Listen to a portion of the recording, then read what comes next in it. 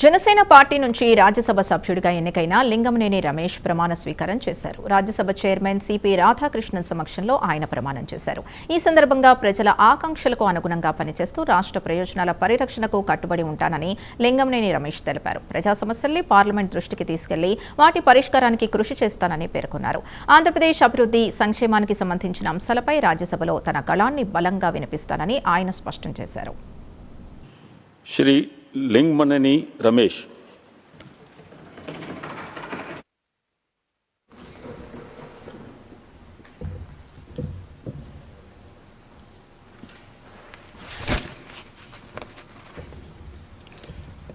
లింగంనేని రమేష్ అనే నేను రాజ్యసభ యొక్క సభ్యునిగా ఎన్నుకోబడిన వాడినై శాసనము ద్వారా స్థాపితమైన భారత సంవిధానము పట్ల యథార్థమైన శ్రద్ధ నిష్టలను కలిగి ఉందని భారతదేశం యొక్క సార్వభౌమతను మరియు అఖండతను సమర్థించునని నేను చేపట్టనున్న కర్తవ్యమును శ్రద్ధ పూర్వకముగా నిర్వహించునని దైవ సాక్షిగా ప్రమాణం చేయుచున్నాను.